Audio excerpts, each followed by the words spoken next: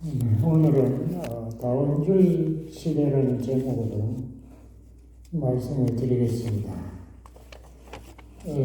제가 이 크리스마스 이전에 하던 설교 그게 또 다시 출발해야 되는데요. 에베소 5장 그걸 잠깐 읽어보세요. 그런즉 너희가 어떻게 행할 것을 자세히 주의하여 지혜롭게 지혜 없는 자같이 하지 말고 오직 지혜 있는 자같이 하여 세월을 아끼라. 왜냐 하면 때가 악함으로 그렇다. 이 말씀을 우리가 근거해서 말씀을 드리겠는데요. 본문은 조금 이따가 읽겠습니다. 고린도전서 1장 22절. 에베소 5장에서 때가 악하다. 이 시대가 악하다. 왜 악한가? 거기에 대해서 좀 말씀을 좀 드리고, 우리가 이 세월을 아끼라. 이 말을 또 우리가 좀 가지고 말씀을 드리겠습니다. 세월을 아낀다는 것은 밑에 풋노트에 보면 기회를 사라. 뭐 이렇게 적혀있는데, 기회를 제대로 활용해서 복음을, 말세가 왔으니까 복음을 전파하라. 뭐 이런 뜻으로 해석합니다.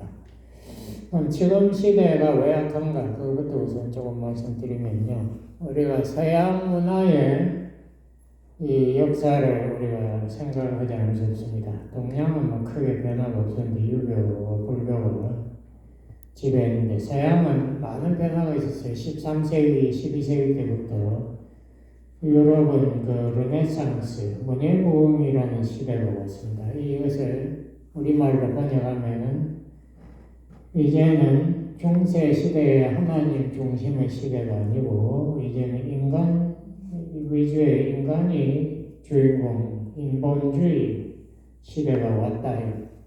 그래서 그 당시에 이 그림이나 조각 같은 거 보면 전부 인간의 아름다움을 보여주려고 굉장히 노력했죠.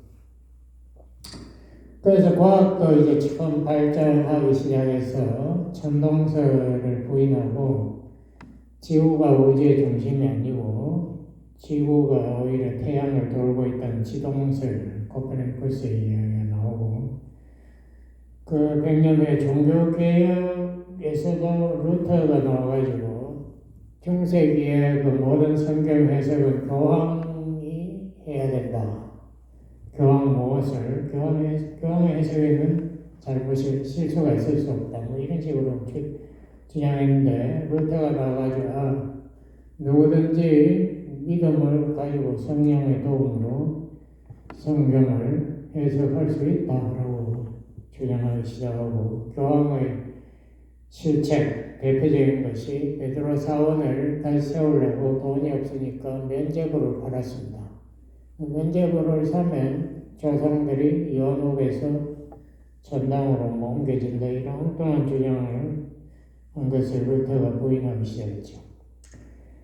그래서 점점 인간의 이 이성을 중요하게 여기면서 17세기의 계몽주의, 영어로 enlightenment age라는 계몽주의 중심은 인간의 이성이 모든 것의 척도, 기준이 되어야 된다는 그런 주장입니다. 그래서 이제 과학이 본격적으로 발달하기 시작한 뉴턴이라는 천재 물리학자가 나오고, 이렇게 해서 과학이 체계를 갖추고, 그 다음에 이제 이성을 또 반발해서 감성 뭐 이런 복잡한 주장들이 나오는데, 그런 시간이 없으니까 생략해버리고, 19세기 말 때는 이제 현대주의라는 것이 나왔습니다. 마더니즘 이렇게 주장하는데요.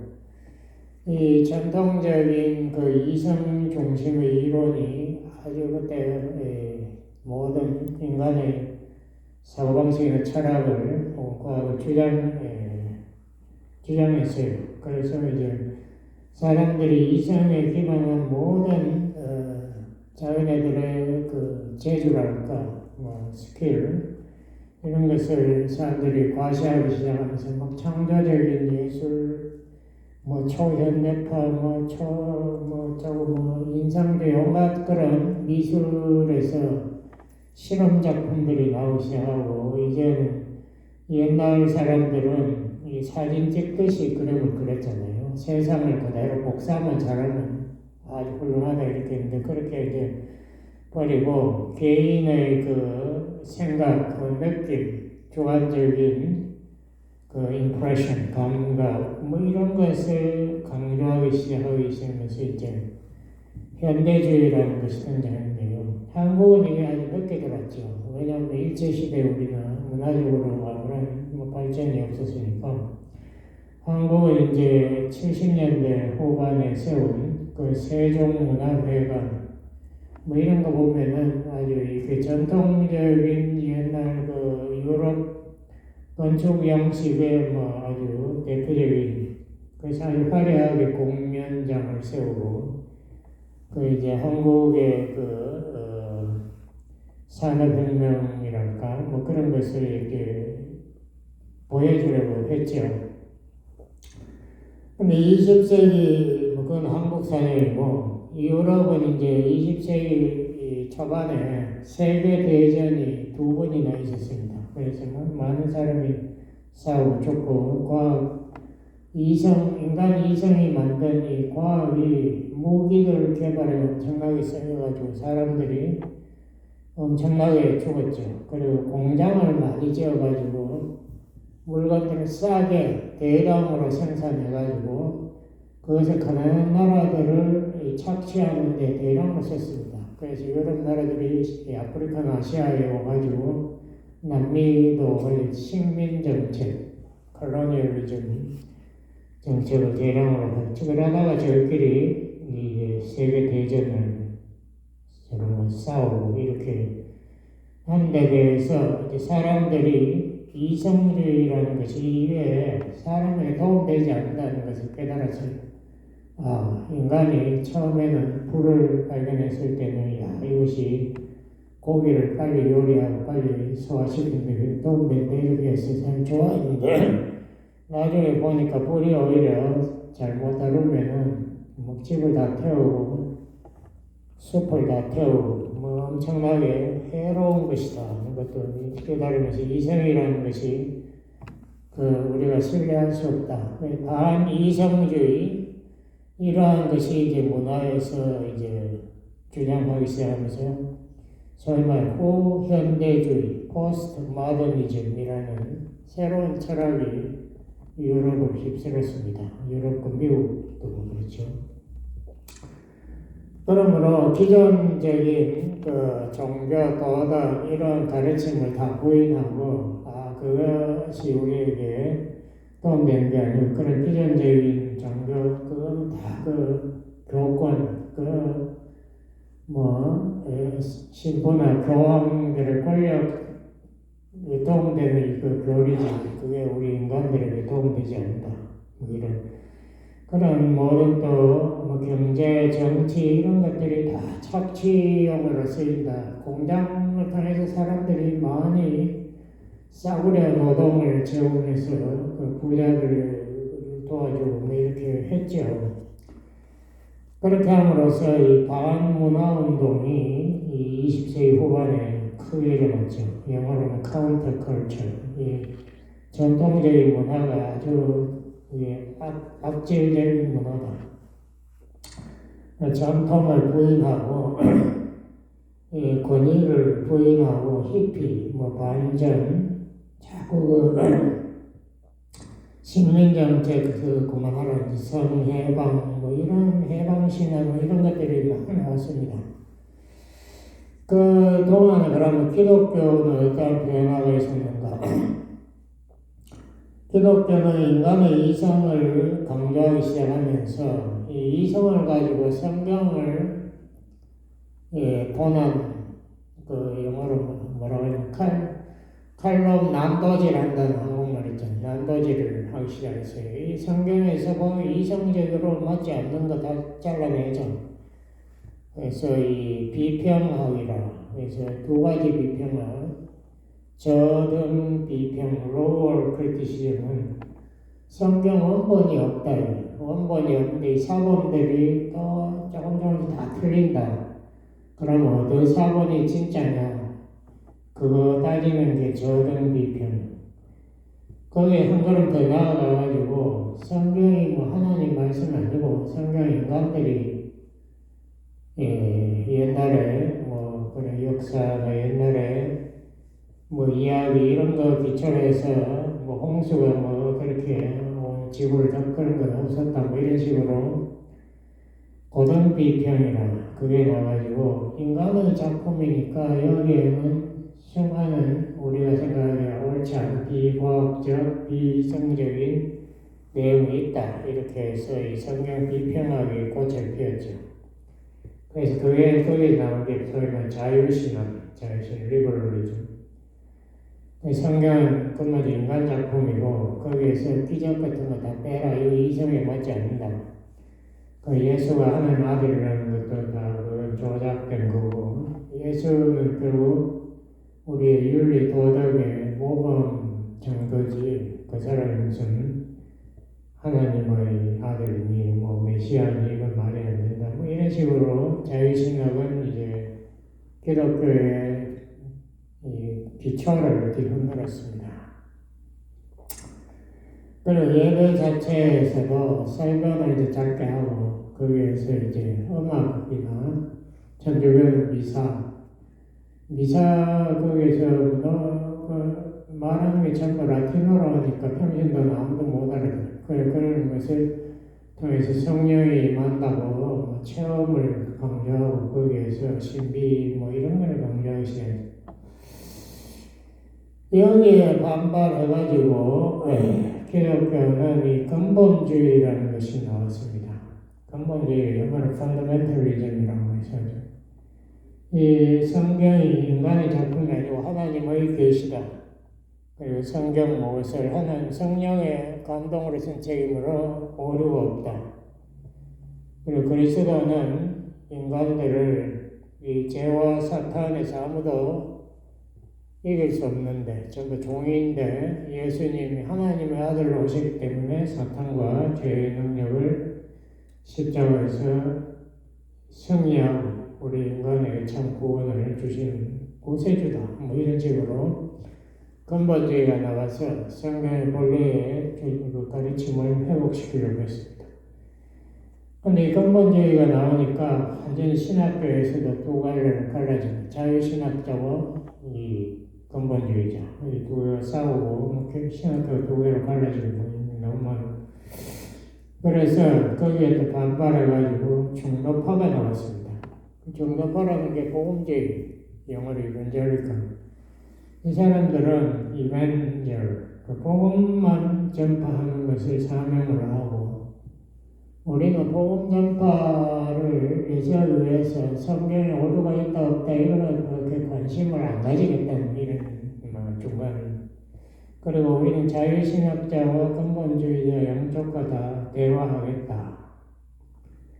그래서 우리는 복음 전파와 사회개혁, 사회에도 너무나 이 조직적인 악이 많으니까 사람들 착취하려는 뭐 그런 것들을 우리가 추진하겠다. 뭐 이렇게 복음주의가 중도 노선을 그으면서도 그래도 성경의 본이나 성경의 하나님 계시서 이것을 다 인정하고 이렇게 나왔기 때문에 처음에는 근본주의와 큰 차이가 없었는데 점점 이제 차이가 벌어지기 시작합니다. 복음주의가 점점 자유신학과 대화를 하니까. 그러면서 복음주의가 근본적으로 또 약간 변질했습니다. 그래서 여기에서 복음주의가 신복음주의, 니오-이벤젤리컬리즘이라는 신복음주의로 변질해버렸어요. 신복음주의는 현대 지성 아카데믹 학교나 신학교 학자들과 대화하고 그리고 이 세계 모든 이 종교 지도자들과 대화하겠다. 그것을 위해서 만든 조직이 WCC라고 월드 카운슬 조직 세계교회 거기에서는 이제 우선 천주교와 동방정교를 인정하고 그 사람들에게 우리가 전도할 필요 없다.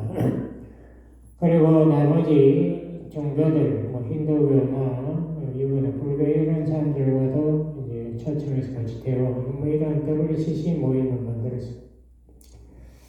근데 이 신복음주의를 참여한 게 복음주의의 대표적인 인사들을 거의 다 참여해버렸어요.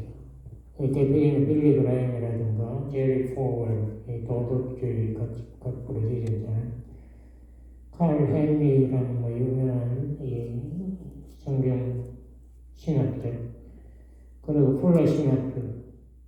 제가 플러 신학교 나왔잖아요. 플러 신학 가보니까 이 정상적인 복음을 안 가르칠 거에서도 저희 신학 교수가 모든 것의 대답을 칼바트의 뭐 신정통이라는 그런 이론이에요. 칼바트가 제가 보니까 이 사람은 우리가 전통적인 이 신앙 가진 사람이 아니에요. 성경이 하나님의 계시라고 믿지 않아요. 이 사람은 사람이 생각하고, 그런데 그것을 성령이 사용할 수 있다. 사용하는 순간부터 하나님 말씀 뭐 이런 이상한 꽈배기 같은 주장을 하는 뭐 근데 이 사람뿐만 아니라 캠퍼스 크루세이드 포 크라이스트 빌 브라이트 같은 사람들 다 들어가고 뭐 페카라는 영국 유명한 신학자들. 그래서 이 신복음주의가 복음주의를 거의 대표하는 뭐 이런 모임이 되어버렸습니다. 그래서 이게 지금 현실이고요. WCC 때문에 또 싸움이 많이 벌어지는데 한국 기독교는 그럼 그동안에 어떻게 됐나? 한국 기독교도 두 개로 크게 갈라졌어요. 그래서 자유신학을 다루는 기독교 장로회, 그 한신이라고 그 신학교가 이 자유신학을 대변합니다. 그래서 이 사람들은 데모 같은 거 앞서가야지 열심히 해요. 그 반면에 예수교 장로회는 이제 보수적으로 이렇게 두 개 갈라졌는데 예수교 장로회가 또 금방 두 개로 나눠졌어. 그래서 이 근본주의를 따르는 합동, 그리고 복음주의를 따르는 통합, 이렇게 두 개가 합동은 초연교회, 통합은 영락교회, 뭐 이런. 근데 합동의 문제는 서로가 정통, 서로가 자기 성경만, 해석만 옳다라고 주장함으로써 이게 수백 개의 파로 나누어집니다. 그래서 이것이 합동이 상당히 율법주의를 따라가는 그런 분파가 되어버렸고, 통합의 또 결정적인 문제는 그 당시 한국에 나온 외국 선교사들이 대부분 다 WCC 모임에 참여했는데 그걸 따라가가지고 이 통합의 목사님들도 WCC에 뭐 대부분 다 참여했어요. 그러니까 이게 상당히 좀 WCC는 그 이화여대 종교학과 교수가 호주에 가가지고 WCC 그 대표로 가가지고 고소를 했다고 신내림한다고 뭐 그런 게 WCC라는 건데요. 하여튼 뭐 이런 그런 여러 가지 파들이 혼란을 이루는 우리 한국 기독교가 지금 현재 힘이 없는 것이 이게 제대로 정말 성경 제대로 해석한데 너무나 엉터리가 많고 제가 율법에 대해서도 오랫동안 설교했지 않습니까? 율법을 지금 뭐 지켜야 되나 안 지켜야 되나 그 복음과 관계는 무엇인가 이런 것에도 시원하게 대답하는 사람 거의 없어요. 한국 기독교의 현실, 한국만 미국도 그래요. 여기 바이올라에도 보면 지금 돼지고기 먹어도 되나 안 되나 이런 거 논쟁을 벌이고 있더라고요. 하여튼 지금 현재 기독교가 난장판 위에 안에서 지금 혼란이 너무 밖으로도 힘이 없지만 그래서 우선은 이 후현대주의, 포스트모더니즘의 특징인 각자의 주장을 다 용납하는 다원주의의 주장이 뭔가 그것부터 제가 조금 이야기하겠습니다. 이 다원주의 주장은 모든 종교는 다 동등하다. 왜냐하면 모든 종교가 다 진리를 추구하기 때문에. 그래서 거기에 추구하는 그 힌두교 교수가 이런 이야기 하더라고. 여러분 등산을 하려면 산 정상에 올라가는 길이 하나밖에 없습니까? 그렇지 않아요. 등산 정상에 가려면 길이 여러 개 있지만 결국은 산 정상에서 진리를 찾는다. 산 정상에서 만난다. 이렇게 주장하더라고요. 그래서 길이 여러 개 있다. 그게 다원성이라. 그것이 이제 힌두교나 바하이 종교거든요. 코란, 이슬람의 그 성경 경전이라고 하는 코란은 구약, 제가 보니까 몇 번 읽어봤는데 구약 성경을 뺏긴 것 같아요. 어떻게 구약 성경하고 비슷한 게 너무 많아요.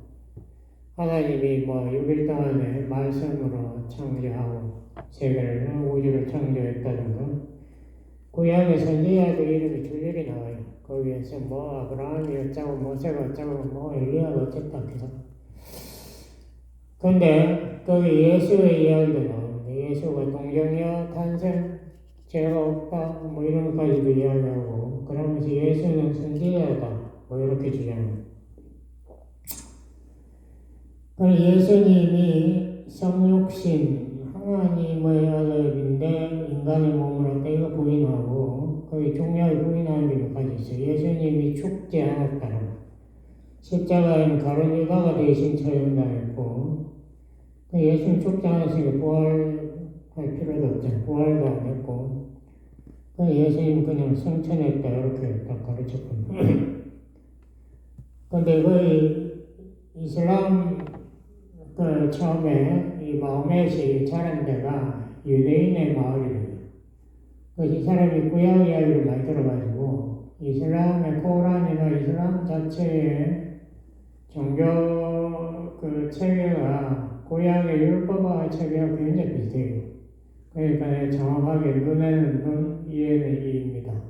제가 여기 대해서 이전에도 말씀드렸는데 그래서 사람이 죽으면은 여기에는 용서가 이런 개념 없어요. 용서보다도 사람이 저울 위에 서면은 자기가 일평생 한 선과 일평생 저지른 악을 비교해서 선이 하나라도 많으면 패러다이스 천당에 가는 거고 악이 하나 더 많으면 이건 상당히 이 선의 개념이 절대적인 개념, 하나님은 악을 절대 인정 안 하는 그런 하나님인데 불구하고 선이 하나만 더 많으면은 이것이 천당으로 패러다이스로 간다는 그런 정도. 그러면서 이 마호메드가 이야기한 거는 코란이 말하는 것이 예수도 선지자다라는 이 주장에 굉장히 문제가 있습니다. 이것이 우리가 근본적으로 이슬람과 충돌하는 문제예요. 왜냐하면 예수님은 요한복음 14장 6절에서 분명히거든요. 내하고 길이요 진리요 생명이니 나로 말미암지 않고는 아무도 하나님 아버지께로 올 자가 없다. 예수님은 자기가 유일한 길이라고 했는데 마음에서는 예수도 길이고 나도 길이다. 내가 예수가 늦게 왔으니까 내가 좀 낫다. 이런 식으로 살짝 또 이게 제가 생각해보면 그렇더라고요.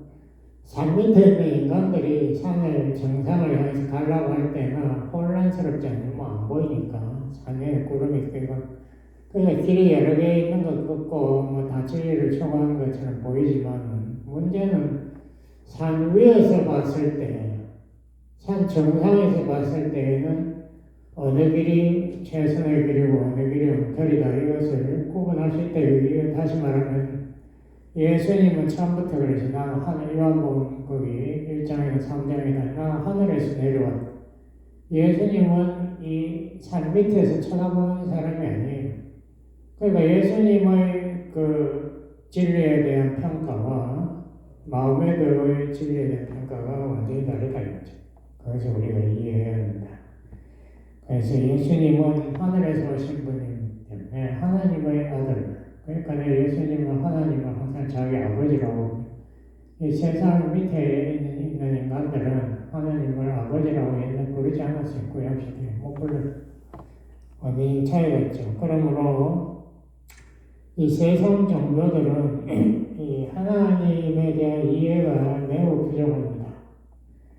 그래서 불교도 보면 이게 인간 중심이에요. 불교가 모든 경전 뒤져봐도 하나님에 대한 논쟁이 하나도 없어요. 그리고 우리가 하나님에 대해 하나님의 선의 기준이 이런 말도 없고 인간이 죄를 범했다 이것도 없어요. 인간이 불행한 것은 인간이 집착하기 때문이다. 이 집착 이것에서 벗어나는 그것이 해탈, 그것이 고난에서 벗어나는 길이다. 왜 그런가? 이 모든 세상은 다 색적 공이네. 모든 세상이 다 인연으로 생긴 건데 인연이 시간이 지나면 풀어지고 모든 세상이 다 흩어집니다. 그럼 왜 집착하지 말아요. 바보같이 집착하지 말고 욕망의 불꽃을 꺼지게 하면 네가 해탈을 하고 열반에 들어간다. 이게 불교의 가르침입니다. 그러므로 열반에 들어간 사람은 몸이라는 거 필요 없다. 이 모든 세상 다 헛거니까 공이니까 불교에서 반드시 몸을 태워서 화장시켜야 합니다. 그래서 모든 것을 다 없애버리고 욕망의 불꽃을 모든 인연의 불꽃을 다 꺼버리는 이거는 인간들의 철학 같아요. 그것으로 이 모든 인간의 마음속에 있는 원망, 미움, 이런 인간들의 모든 근본적인 문제들에 대해서는 불교가 그걸 근본적인 문제로 보지도 않아요. 인간이 고통받네 이거를 갖다 해결해 고해라 이 세상이 고통으로 가득 찬 바다라고 이렇게 이 인간의 관점에서 본 세상 이것을 불교는 이슬람은 가르치고 있습니다. 오늘 본문을 제가 읽어보고 조금 기독교는 뭐라고 하나 고린도전서 1장 22절에서부터 제가 공부하겠습니다. 유대인은 표적을 구하고 헬라인은 지혜를 찾으나 우리는 십자가에 못 박힌 그리스도를 전하니 유대인에게는 거리끼는 것이요 이방인에게는 미련한 것이로되 오직 부르심을 입은 자들에게는 유대인이나 헬라인이나 그리스도는 하나님의 능력이요 하나님의 지혜니라. 이것이 우리 기독교 진리 하나님의 관점에서 본 진리를 말하는데요.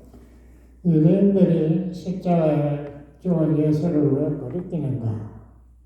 그 사람들이 알기로는 십자가라는 것은 저주의 형태이기 때문에 십자가에 죽었다는 하나님 저주받았다는 것이기 때문에 거리끼는 거예요. 그 사람들이 이 질문은 아니에요. 왜 예수님이 자원에서 십자가의 저주를 받았는가? 그 이유를 알려고도 안 하고 그 이유를 묻지도 않아요. 그러니까 이게 문제죠. 예수님 스스로 처음부터 그랬잖아요. 내가 모세 장대에 독뱀을 다른 것처럼 나도 저 나무에 매달려서 죽어야 된다. 그래서 나를 믿어야 된다. 이렇게 이야기합니다. 예수님이 십자가에 죽은 것은 인간 모든 사람의 저주를 자기가 대신 받기 위해서 대신해서 저주받음으로 인간의 죄를 속죄하기 위해서 값을 지불했다. 그러므로 예수를 믿으면 인간의 근본적인 문제, 죄와 율법, 여기에서 해방된다 이거예요. 죄를 저주하는 율법에서도 해방된다. 이거를 모르니까 유대인들이 한심하게 잘려요. 헬라인의 문제는 이 젊은 청년 목수가 십자가에서 로마 군대에 의해서 십자가에 못 박혀 죽으니까 예수가 너무 불쌍하고 한심한 청년으로 보인 거예요. 이 연약한 인간의 어리석다.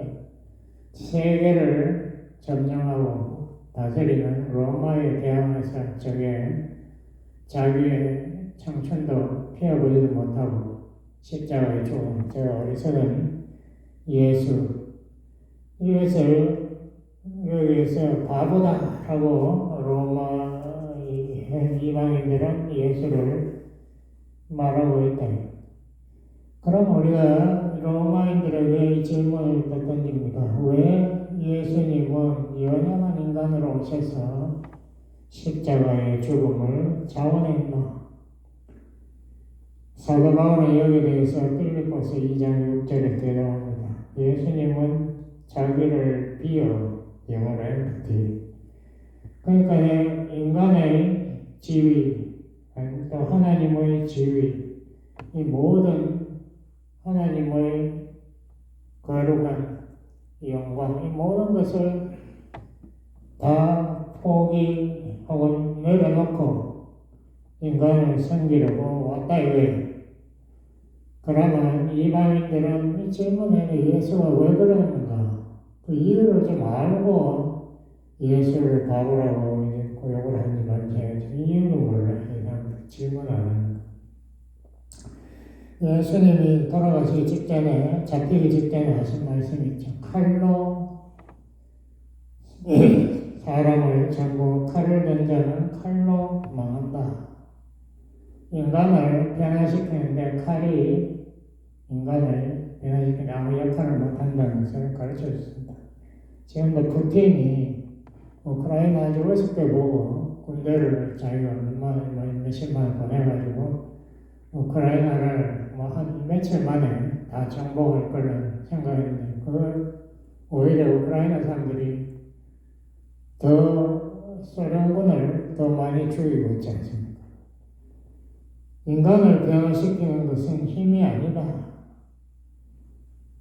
그 대신에 자기를 희생해서 섬기고 종으로 온 그 사랑, 그것이 인간의 마음을 변화시키는 하나님의 능력이고 하나님의 지혜가요.